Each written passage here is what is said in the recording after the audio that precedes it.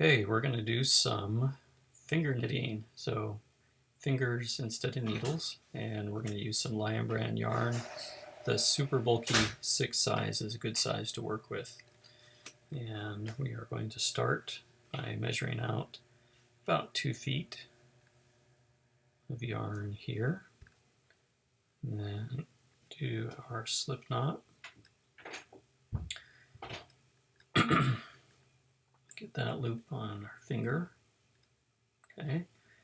And we are going to have our tail end be, so here's our tail end, that's going to be on the left side, and our ball end on the right side. And that's the end that's going to make our loops on the finger. So that's going to give us plenty to work with. So we take our 2 legs here and put your fingers between the 2 legs, and then rock that down so it makes a V down between your 2 fingers. It's hard to show you and keep it on my finger here. And each time we do our cast on, we're going to go to the outside, pick that up, and then grab the other one that's around our finger and pull it up and tighten the loop there. We don't want this too tight, obviously. And again, my fingers are in the middle of those 2 legs. Rock it down so I can pick up the outside, grab the loop, and pull it, at least so we're taking up the slack. It doesn't need to be tight. And just keep doing that until we get as many stitches as you would like or can fit on your finger. Okay, so there's 15. So on your average size finger, 2 feet of yarn on that left side should allow you to get about 15 stitches. Okay, so without using needles, we're now going to transfer this to our other hand or other finger. And each time we do this, if you imagine looking at the loop here, we're going to pull from the back side of the loop. And we're going to push our yarn through that loop. And each time we do this, we're also going to keep the yarn facing this other direction, opposite the way we're going.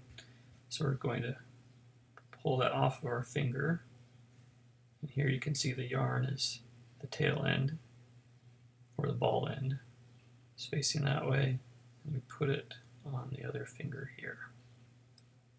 Okay, so each time we take it off, and then push the loop through, and put it on.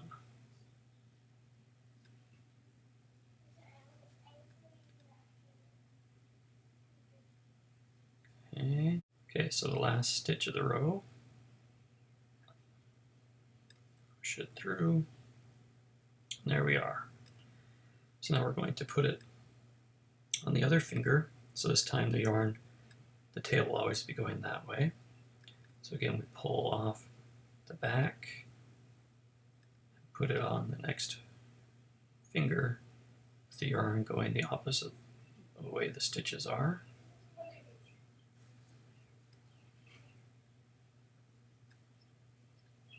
So let's see what it takes to do a traditional knit stitch.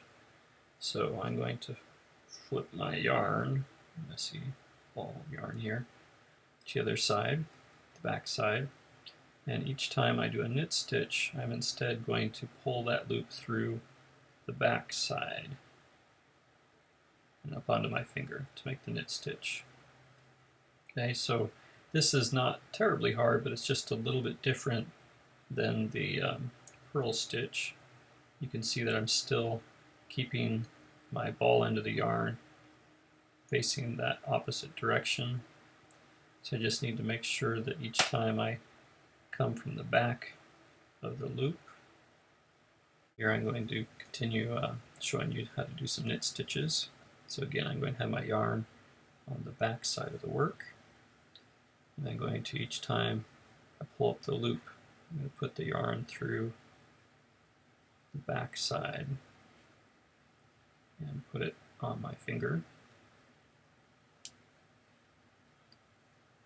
You can see the yarn is still trailing out the opposite direction.